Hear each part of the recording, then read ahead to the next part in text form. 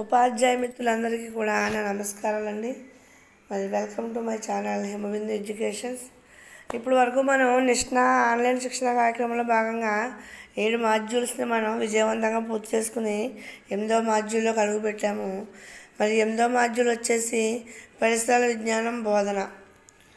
మరి దీంట్లో పరిసరాల విజ్ఞానాన్ని ఎలా బోధించాలి, పిల్లలకి ఎలా అర్థమయ్యేలా చెప్పాలి అది అనేది మనకి మాడ్యూల్లో ఇవ్వడం జరిగింది. నాకైతే చాలా ఆసక్తికరంగా అది అనిపించింది. పరిసరాల విజ్ఞానం మనం ఇలా చెబితే పిల్లలకు చాలా బాగుంటుంది కదా అనేలా నేను ఆ మాడ్యూల్ చదివి నేను నేర్చుకున్నాను. మరి అందులో పోర్ట్ఫోలియో కృత్యం వచ్చేసి మనకి పోర్ట్ఫోలియో ఇచ్చారు. ఆ కృత్యాన్ని మనం ఒకసారి పరిశీలించినట్లయితే, ఏదైనా తరగతి యొక్క పరిసరాల విజ్ఞాన పాఠ్యపుస్తకం నుండి ఒక అధ్యాయం లేదా యూనిట్ను ఎంచుకోండి మరియు పిల్లలు అభ్యసన ప్రక్రియలో చురుకుగా పాల్గొనే కృత్యాలతో పాఠం లేదా యూనిట్ ప్లాన్ని రూపొందించండి. ఇది ఇచ్చారండి మనకి. అయితే ఈ కృత్యాన్ని పూర్తి చేయడానికి అనుసరించాల్సిన వ్యూహాలు లేదా సూచనలు కూడా మనకి ఇచ్చారు. ముఖ్య భావనల ఆధారంగా అధ్యాయం లేదా యూనిట్ని గురించి వివరించండి. ప్రతి పాఠం కోసం అభ్యసన లక్ష్యాలను వ్రాయండి. అలాగే పిల్లలు అధ్యాయుల యూనిట్ నుండి ఏమి నేర్చుకుంటారని మీరు ఆశిస్తున్నారు. జ్ఞానం, నైపుణ్యం, విలువలు, వైఖరులు, వీటిలో ఏది నేర్చుకుంటారని మీరు ఆశిస్తున్నారు అంటే అభ్యసన ఫలితాలు. పాఠశాల సౌకర్యాలు, పిల్లలు మరియు వారి అవసరాలతో సహా విషయాన్ని వివరించండి. అభ్యసన లక్ష్యాలతో అనుసంధానించబడిన డిజైన్ పాఠాల యూనిట్ ప్లాన్ని రాయండి. అభ్యసన అవకాశాలకు అవసరమైన వనరులు నమోదు చేయండి. కృత్యాలను వివరించండి. వ్యక్తిగత, సమూహ కృత్యాలు మరియు వాటిని వరుసగా అమర్చండి. లింగ భావన, కళ, సహిత విద్య వంటి అంశాలను సమగ్రపరచండి. అవసరమైన చోట మదింపు ప్రక్రియలను కూడా ప్రణాళికాబద్ధంగా రూపకల్పన చేయండి. ఆశించిన అభ్యసన ఫలితాలను మీ పాఠానికి అనుగుణంగా మ్యాప్ చేయండి. ఇదండి మరి మనకి ఇచ్చిన వివరాలు. దీని ప్రకారం మనం పోర్ట్ఫోలియో కృత్యాన్ని తయారు చేయమని చెప్పడం జరిగింది. మరి ఇందుకోసం నేను తీసుకున్నాను ఒక పోర్ట్ఫోలియో కృత్యాన్ని నేను రూపొందించాను. అది తరగతి 5వ తరగతి, విషయం మన ప్రపంచం, పాఠం లేదా అంశం వాతావరణ మార్పు, క్లైమేట్ చేంజ్ అనే లెసన్గా లెసన్ తీసుకున్నానండి. దాని ద్వారా మన పిల్లల్లో ఆశించే అభ్యసన ఫలితాలు, వాతావరణ మార్పు యొక్క ప్రభావాన్ని అర్థం చేసుకుంటారు, వాతావరణ మార్పులకు గల కారణాలను గుర్తిస్తారు, దైనందిన జీవితంలో పర్యావరణ హిత అనుకూల కార్యక్రమాలని అవలంబిస్తారు. ఈ యొక్క అభ్యసన ఫలితాలను నేను రాసుకోవడం జరిగింది. అది ఇప్పుడు బోధనా అభ్యసన ప్రక్రియను చూద్దాం. బోధనా అభ్యసన ప్రక్రియలో భాగంగా మామూలుగా అయితే కాలమ్స్ ద్వారా మీరు కూడా రాయొచ్చు, ఉపాధ్యాయ కృత్యం, విద్యార్థి కృత్యం అని. కానీ నేను కాలమ్స్ కన్నా మనం క్లారిటీగా రాసుకుందాం అని చెప్పేసి ఈ విధంగా రాసుకున్నాను. బోధన అభ్యసన ప్రక్రియ. ఇందులో విషయం కంటెంట్ వచ్చేసి 2 పార్ట్స్గా చేసుకున్నాను. 2 పార్ట్లకి నేను రాయడం జరిగింది. పార్ట్ 1 విషయం 1 వాతావరణ మార్పు, దాని ప్రభావాలు. సాధారణంగా ఒక ప్రాంతంలోని ఉష్ణోగ్రత, వర్షపాతం మొదలైన పరిస్థితులను వాతావరణం అంటారు. సాధారణంగా వేసవిలో వేడిగా, వర్షాకాలంలో వర్షాలు ఉంటాయి. ఇది సహజ ప్రక్రియ. కానీ ఈ ప్రక్రియలో కొన్ని మార్పులు చోటు చేసుకుని వాతావరణ మార్పులకు కారణమవుతున్నాయి. అకాల వర్షాలు, సుదీర్ఘ వేసవికాలం పంటలపైన, ఆహార ఉత్పత్తిపైన ప్రభావాన్ని చూపిస్తున్నాయి. ఈ యొక్క చిన్న కంటెంట్ నేను తీసుకున్నాను. దీని ద్వారా ఉపాధ్యాయులు ఏ విధంగా కృత్యాలు నిర్వహించవచ్చు. అయితే ఉపాధ్యాయుడి పైన తెలిపిన విషయం ఆధారంగా విద్యార్థుల్ని ప్రశ్నిస్తూ బోధించడం జరుగుతుంది. ఉపాధ్యాయ కృత్యం. మనం పిల్లలను పలకరిస్తాం కదండి. పిల్లలు ఎలా ఉన్నారు, బయట ఎండలు ఎక్కువగా ఉన్నాయి కదా, జాగ్రత్తగా ఉండండి. అప్పుడు విద్యార్థులు అంటున్నారు, అవును సార్, చాలా ఎండలు ఉన్నాయి. ఎందుకు సార్, ఎండలు ప్రతి సంవత్సరం ఇలా పెరుగుతూ పోతూ ఉన్నాయి. ఉపాధ్యాయులు చెప్తున్నారు, మనం చేసే పనుల వల్ల ఎండలు ఇలా పెరిగిపోతున్నాయి. విద్యార్థి, మనం చేసే పనులా సార్, ఏంటవి?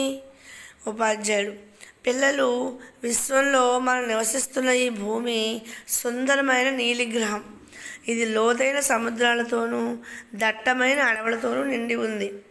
మనం అతిగా చెట్లను నరకడం వల్ల, వ్యర్థాలను ఇంధనాలను మండించడం వల్ల వాతావరణంలో అనేక మార్పులు వస్తున్నాయి. అప్పుడు విద్యార్థులు అడుగుతారు, ఏం మార్పులు సార్ అని. ఉపాధ్యాయుడు వాతావరణంలో వస్తున్న మార్పుల గురించే ఈరోజు నేను మీకు బోధిస్తున్న పాఠం అనేసి శీర్షిక ప్రకటన చెప్పడం జరుగుతుంది. అదే పాఠం పేరు అనౌన్స్ చేస్తాం మనం, వాతావరణ మార్పు. దీనికోసం నెక్స్ట్ జట్టు గురించి ఇస్తాం. అంటే ఒకవైపు మనం పాఠం బోధిస్తూనే పాఠంలో విద్యార్థులను మనం భాగస్వాములు చేసుకోవడం. జట్టు కృత్యం. తరగతిలోని విద్యార్థుల్ని 3 చొప్పున జట్లుగా ఏర్పరచండి. మీకు అవగాహన ఉన్న వాతావరణ మార్పుల గురించి చర్చించండి. అంటే పిల్లవాడికి ఆల్రెడీ పూర్వజ్ఞానంలో ఉన్నటువంటి వాతావరణ మార్పులు, వేసవికాలం బాగా ఎండలు కానివ్వండి, తుఫానులు, వరదలు, కరువులు అంటే వాళ్ళు అనుభవించినవి, వాళ్ళు గతంలో చూసి ఉంటారు. సాధారణంగా తుఫానులు అయితే ఇంచుమించు చూసే ఉంటారు. అటువంటివి మాట. అటువంటివి ఏం చేయాలంటే వాళ్ళు చర్చించుకోవాలి. తర్వాత ఉపాధ్యాయ గురించి పిల్లలు చర్చించారు కదా, వాతావరణంలో మార్పుల వలన సకాలంలో వర్షం కురవక కరువు వస్తుంది, పెను తుఫానులు, సునామీలు సంభవిస్తున్నాయి. అలాగే ధ్రువ ప్రాంతాల్లో మంచు కరుగుతుంది, అతిగా వర్షాలు కురిసి వరదలు సంభవిస్తున్నాయి. ఈ దుష్పరిమాణాలన్నింటినీ మానవులు స్వార్థపూరిత కార్యకలాపాల వల్లనే జరుగుతున్నాయి. భూమిలో ప్లాస్టిక్ని కలపడం, నీటిలో మురుగును వదలడం, అడవులు నరకడం మొదలైన వాటి వలన భూమి వేడెక్కుతుంది.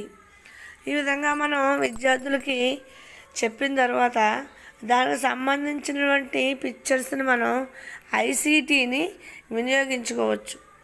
ఐసీటీ వినియోగం ద్వారా మనం గూగుల్ నుంచి సెర్చ్ చేసిన ఈ యొక్క పిక్చర్స్ని, కరువు వచ్చిన నేల ఎలా ఉంటుంది, అక్కడ పంటలు పండక నేల బీటలు తీసేసి ఉంటుంది, అది మనం ఇలా పిక్చర్స్ రూపంలో మనం చూపించవచ్చండి. అలాగే ధ్రువ ప్రాంతాల్లో మంచు కరగడం. చూడండి, ధ్రువ ప్రాంతాల్లో ఉన్న మంచు అంతా కరిగిపోతే నీటి పరిమాణం పెరిగిపోయి చాలా ప్రాంతాలు మునిగిపోతాయి. అలాగే భవిష్యత్తులో గ్రీన్లాండ్ అనే దేశం కూడా ఈ ధ్రువ ప్రాంతాల్లో కరగడం వల్ల మునిగిపోతుందని పర్యావరణ శాస్త్రవేత్తలు ఇప్పటికే దాన్ని హెచ్చరిస్తూ ఉన్నారు. అది ఇలాంటి పిక్చర్స్ మనం చూపించినట్లయితే పిల్లలకి చాలా ఇంట్రెస్ట్గా ఉంటుందన్నమాట అండి. అలాగే మరొక విపత్తు కార్చిచ్చు. అడవులు అంటుకుపోయి అడవుల్లో ఏదో మంటలు చెలరేగి మొత్తం అడవంతా ఇలా కాలి బూడిదైపోతూ ఉంటుందన్నమాట. దీనివల్ల మనకి చెట్ల సంఖ్య బాగా తగ్గిపోతుంది. అలాగే ఎన్నో వన్యప్రాణులు, జీవులు కూడా ఈ మంటల్లో పడి చనిపోవడం జరుగుతూ ఉంటుంది. అలాగే పిల్లలందరికీ చాలా బాగా తెలిసినటువంటి విషయం ఇది వరదలు. ఇంచుమించు ప్రతి సంవత్సరం కూడా మన రాష్ట్రంలోని అన్ని ప్రాంతాల పిల్లలు కూడా దీన్ని చూస్తూ ఉంటారు. వాళ్ళ ఇళ్ళల్లోకి నీరు రావడం, చుట్టుపక్కలంతా మునిగిపోవడం చూస్తూ ఉంటారు. ఇది వరదలు. ఇలాంటి విపత్తులని, వరదలు, ఈ యొక్క అగ్ని ప్రమాదం, అలాగే ధ్రువ ప్రాంతాల్లో మంచు కరగడం, ఇంకా పంటలు పంటక కరువు ఏర్పడడం, ఇవన్నీ కూడా మన యొక్క స్వార్థపూరిత కార్యకలాపాల వల్ల జరుగుతున్నాయని పిల్లలకి మనం చెప్పడంలో ఐసీటీని కూడా మనం చాలా బాగా వినియోగించుకోవచ్చు. తర్వాత విద్యార్థులకి పాఠంలోనే భాగం చేస్తూ వాళ్ళకి కృత్యాలు ఇవ్వడం జరిగిందండి. విద్యార్థి కృత్యం, జట్టు కృత్యం అన్నమాట. విద్యార్థుల్ని 2 జట్లుగా విడదీసి వాళ్ళకి ఒక అంశాన్ని ఇస్తామండి. మనం భూమిని కాపాడుకుందాం అనే శీర్షికతో ఇస్తాం. ఏ పనులు చేసి భూమిని కాపాడుకోవాలో వాళ్ళని చెప్పమనాలి. దీనికోసం ఒక జట్టు వారికి ప్లాస్టిక్ను వాడకం ఎలా తగ్గించాలి, దానికి ప్రత్యామ్నాయ మార్గాలు ఏమిటి అనేవి ఒక గ్రూప్ వారికి ఇస్తాం. అలాగే మరొక గ్రూప్ వారికి అడవులను కాపాడుకోవడం, మొక్కల పెంపకం, సంరక్షణ గురించి చర్చించి సూచనలు ఇమ్మనాలి. వీరిద్దరినీ కూడా వారి యొక్క సూచనల్ని నమోదు చేయించాలి. నమోదు చేసిన తర్వాత ఇవి ఒకరి భావనలు ఒకరిని పంచుకోమండం కానీ లేదా తరగతి గదిలో బిగ్గరగా చదవమండం కానీ చేయాలి. దీనివల్ల పాఠం మనం చెబుతున్నా కానీ పిల్లల యొక్క భాగస్వామ్యం పాఠంలో ఎక్కువగా ఉంటుంది. భూమిని కాపాడుకోవడం కోసం ఇలా ఒక చిత్రాన్ని మనం చూపిస్తే వాళ్ళకి అవగాహన కూడా బాగా అవుతుందండి. తర్వాత విషయం 2 సెకండ్ కంటెంట్ తీసుకున్నాను. గ్లోబల్ వార్మింగ్ గురించి ప్రపంచవ్యాప్తంగా చాలామంది ప్రజలు తమ అభిప్రాయాలను తెలియజేస్తూ ఉన్నారు. అయితే ఎవరెవరు ఏమేం చేశారు, పర్యావరణం కాపాడడానికి ఎవరెవరు ఎలాంటి పథకాలు కానీ ఎలాంటి చర్యలు చేస్తున్నారు అన్నది దీంట్లో చెప్పడం జరిగింది. అయితే రీసెంట్గా మనకి స్వీడన్కు చెందిన గ్రేటా థన్బర్గ్ అనే 17 ఏళ్ల బాలిక ఈ యొక్క వాతావరణ మార్పుల గురించి ఉద్యమం చేస్తూ అంతర్జాతీయ గుర్తింపు పొందింది. ఈ అమ్మాయి 2018 సంవత్సరం ఐక్యరాజ్య సమితి వాతావరణ మార్పు సదస్సులో తన ప్రసంగాన్ని వినిపించింది. ఇది మనకి కూడా గూగుల్లో మనకి అందుబాటులో ఉందండి ప్రసంగం. మరి ఆ అమ్మాయి చాలా ధైర్యంగా ప్రశ్నించింది ప్రపంచ దేశాల నాయకులందరినీ కూడా. హౌ డేర్ యూ, మీరు ఎలా, మీకు ఎంత ధైర్యం, మీకు అసలు భవిష్యత్తులో మీ మనుగడకి వీలు లేకుండా చేస్తారా, మీ యొక్క కాలుష్యాలతో భూమిని నింపేస్తారా అంటూ ఈ అమ్మాయి చాలా ఉద్వేగపూరితమైనటువంటి తన ప్రసంగాన్ని ప్రపంచ దేశాలకి వినిపించింది. మరి ఈ అమ్మాయి గురించి తెలుసుకోవాలనుకుంటే ఈ అమ్మాయి ఐక్యరాజ్య సమితిలో తను చేస్తున్న పిక్చర్ అండి ఇది. మరి గ్రేటా థన్బర్గ్ స్వీడన్కు చెందిన పాఠశాల బాలిక. గత కొంతకాలంగా పర్యావరణంపై భవిత కోసం శుక్రవారం అనే పేరుతో పోరాటం చేస్తూ ఉంది. గత ఏడాది ఈ అమ్మాయి స్వీడన్ పార్లమెంటు ముందు ఒంటరిగా పాఠశాలకు వెళ్ళడం మానేసి ఒంటరిగా ధర్నాకు దిగి సంచలనం సృష్టించింది. స్కూల్ మానేసి మరీ పోరాటం చేస్తుంది. గ్రేటాకి మద్దతుగా పలు దేశాల్లో స్కూల్ పిల్లలు కూడా పోరాడుతున్నారు. ఈ అమ్మాయి పుట్టిన స్థలం స్టాక్హోమ్ అండి, స్వీడన్. మరి ఈ అమ్మాయి చాలా ధైర్యంగా ప్రశ్నించింది. అలాగే 1970వ దశకంలో భారతదేశంలో మన దేశంలో చెట్లను నరకవద్దని చిప్కో ఉద్యమాన్ని కూడా ప్రారంభించారు. చిప్కో అంటే చెట్లను హత్తుకుని ఉండడం అన్నమాట. అయితే చాలామంది చెట్లను నరకడానికి వస్తున్నప్పుడు చెట్లను గట్టిగా పట్టుకుని నరకవద్దని చెప్పేసి అన్నారు. దానికి సంబంధించిన చిత్రం కూడా ఉంది, నేను ఈ పీడిఎఫ్లో పెట్టడం మర్చిపోయానండి. అలాగే ఇప్పుడు దీని మీద మనకు ఉపాధ్యాయ కృత్యం. పిల్లలు, మీరంతా భవిష్యత్తులో ఈ భూమిని కాపాడేవాళ్ళు. మీలాగే ఒక అక్క ఈ వాతావరణ మార్పుల గురించి పోరాడుతుంది తెలుసా మీకు? విద్యార్థులు, ఎవరు సార్? ఆమె స్వీడన్కు చెందిన గ్రేటా థన్బర్గ్. వాతావరణ మార్పులపై ఐక్యరాజ్య సమితిలో ప్రపంచ దేశ నాయకులందరినీ ప్రశ్నిస్తూ ప్రసంగించింది. ఈ భూమిని కాపాడమని ఆదేశించింది. మరి ఈ యొక్క ప్రసంగం కూడా మనకి గూగుల్లో అందుబాటులో ఉందండి ఇది. కాబట్టి దీన్ని కూడా మనం ఐసిటీ ద్వారా వినియోగించుకుని పిల్లలకి ఈ అమ్మాయి ప్రసంగాన్ని కూడా మనం వినిపించి పిల్లల్లో చైతన్యాన్ని మనం తీసుకుని రావచ్చు. అలాగే ఇక్కడ విద్యార్థులకి మరొక కృత్యాన్ని ఇస్తాం. మనం విద్యార్థులు ఇక్కడ 2 గ్రూపులుగా విభజిస్తామండి. మొదటి గ్రూపు వాళ్ళకి మన ఇల్లు అనే ఒక అంశం ఇస్తాం. రెండవ గ్రూప్ వారికి మన పండుగలు అనే ఒక అంశం ఇస్తాం. మన ఇల్లు మన పండుగల్ని కూడా పర్యావరణ హితంగా ఎలా నిర్వహించుకోవాలో ఈ 2 గ్రూపుల విద్యార్థులు చర్చించుకుని నమోదు చేయాలి. నమోదు చేసిన వాటిని తరగతిలో ప్రదర్శించాలి. పర్యావరణ హితంగా మన పండుగలు, ఉదాహరణకి దీపావళి పండుగను తీసుకుంటే పర్యావరణ హితంగా ఎలా జరుపుకోవాలి, ఎలా జరుపుకోవాలి పర్యావరణహితంగా అంటే దీపాలు వెలిగించుకోవాలి, శబ్ద కాలుష్యాలు వచ్చే బాణాసంచాను వాడకం తగ్గించాలి. అలాగే వినాయక చవితిని తీసుకున్నప్పుడు వినాయక చవితి పండగకి వినాయకుడి విగ్రహాలను ప్లాస్టర్ ఆఫ్ పారిస్తో చేసినవి కాకుండా మట్టి విగ్రహాలనే వాడాలి. అలాగే మన ఇల్లు కూడా పర్యావరణహితంగా ఉంటే ఇంటిలో ప్లాస్టిక్ వాడకాన్ని తగ్గించాలి. దానికి బదులు గాజు లేదా స్టీలుతో చేసిన సామాన్లు ఎక్కువగా ఉపయోగించాలి. ఇలా ఇంకా పిల్లల్లో రకరకాల ఆలోచనలు వస్తాయి. ఇవన్నీ కూడా వాళ్ళు నమోదు చేసుకుని తరగతిలో ప్రదర్శించాలి. ఇదంతా విద్యార్థులకు ఇచ్చే కృత్యం అండి. దీని తర్వాత నేను ఈ పాఠానికి కళను కూడా అనుసంధానించడం జరిగింది. ఈ పాఠానికి నేను కళను కూడా అనుసంధానించడం జరిగిందండి. మరి దీనికి సంబంధించిన గేయాలే ఏమైనా ఉన్నాయేమో అని నేను ఇంటర్నెట్లో చూశాను, కానీ ఎక్కడ నాకు దొరకలేదు. దాంతో ఈ యొక్క పాటని నేనే రచించానండి. పాటల్లో ఉన్న పదాలనే వాడుకుని ఒక గేయ రూపంలో రచించాను. దీనివల్ల పిల్లలకి పాట వినేసిన తర్వాత ఈ గేయాన్ని పాడుకోవడం ద్వారా అందులో ఉన్నటువంటి దాదాపు మీనింగ్ అంతా వీళ్ళకి అర్థమవుతుందండి. ఒక్కసారి పాటని పాడి వినిపిస్తాను. కాపాడండి భూమిని, రక్షించండి అవనిని, కాపాడండి భూమిని, రక్షించండి అవనిని, సుందరమైన నీలి గ్రహం ఈ భూమి, పచ్చని చెట్లు చల్లగాలులతో నిండినదే ఈ అవని, చెట్లను నరికి భూతాపం పెంచి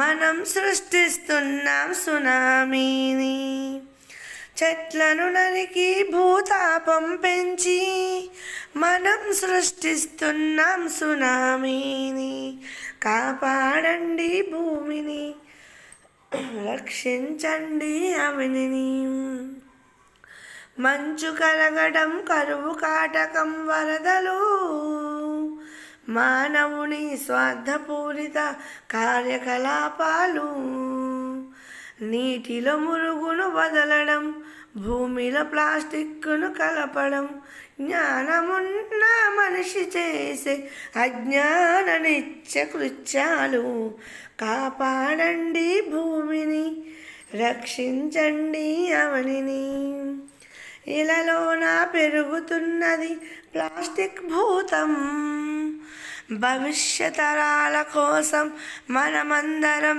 దానిని చేయాలి హతం, చేసుకుందాం మన పండుగలను పర్యావరణ హితం, అదే అవ్వాలి మనందరి మనోగతం, కాపాడండి భూమిని, రక్షించండి అవనిని, కాపాడండి భూమిని, రక్షించండి అవనిని. ధన్యవాదాలండి. మరి నా గొంతు కూడా కొంచెం సరిగా లేదు, మన్నించాలి. తర్వాత వచ్చేసి మూల్యాంకనం. ఈ మూల్యాంకనం కూడా మనం వ్యక్తిగత కృత్యాలుగా మరియు జట్టు కృత్యాలుగా కూడా ఇవ్వచ్చండి. వ్యక్తిగత కృత్యాలు 2 ఇచ్చాను నేను. వ్యక్తిగత కృత్యం 1, మీ ఇంటిలో చెత్తను తొలగించే విధానాన్ని పరిశీలించి ఒక నివేదిక తయారు చేయండి.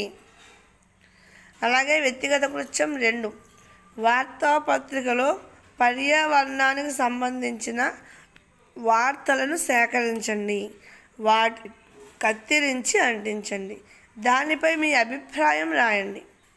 ఈ 2 కృత్యాలు కూడా విద్యార్థులు వ్యక్తిగతంగా చేస్తారు. తర్వాత జట్టు కృత్యం, ప్లాస్టిక్ సీసాలు ఉపయోగించి పెన్ స్టాండ్ని మరియు పూల కుండీని తయారు చేయండి. ఇది సృజనాత్మకత అండి. ఇది మన ఇంట్లో చాలా ప్లాస్టిక్ సీసాలు ఉంటాయి, డ్రింక్ బాటిల్స్ ఉంటాయి. దానితో ఎన్ని రకాలు చేయొచ్చో మనకు యూట్యూబ్లో చాలా దొరుకుతున్నాయండి. ఇది కూడా ఐసీటీని వినియోగించుకోవచ్చు. ఇక్కడ కూడా మనం చాలా రకాల మోడల్స్ మనం యూట్యూబ్ తీస్తే ప్లాస్టిక్ సీసాలతో కానీ వేస్ట్ మెటీరియల్తో చేసే ఉంటాయి. వాళ్ళు ఉపయోగించి వీళ్ళు పెన్ స్టాండ్ని పూలకుండి తయారు చేయమని ఇచ్చానండి. అలాగే జట్టు కృత్యంలో మరొకటి, పర్యావరణ పరిరక్షణపై విద్యార్థుల్ని నినాదాలు తయారు చేయండి. తరగతి గదిలో వాటిని ప్రదర్శించండి. ఇవి కూడా పిల్లలు జట్టుగా కూర్చుని చేస్తారు. ఈ విధంగా నేను మరి ఈ యొక్క పోర్ట్ఫోలియో కృత్యాన్ని నేను చేయడం జరిగింది. అలాగే మరి మీరు మీ యొక్క మీకు తోచిన విధంగా మీ యొక్క విధానంలో మీరు రాస్తారని ఆశిస్తూ మరి ధన్యవాదాలండి.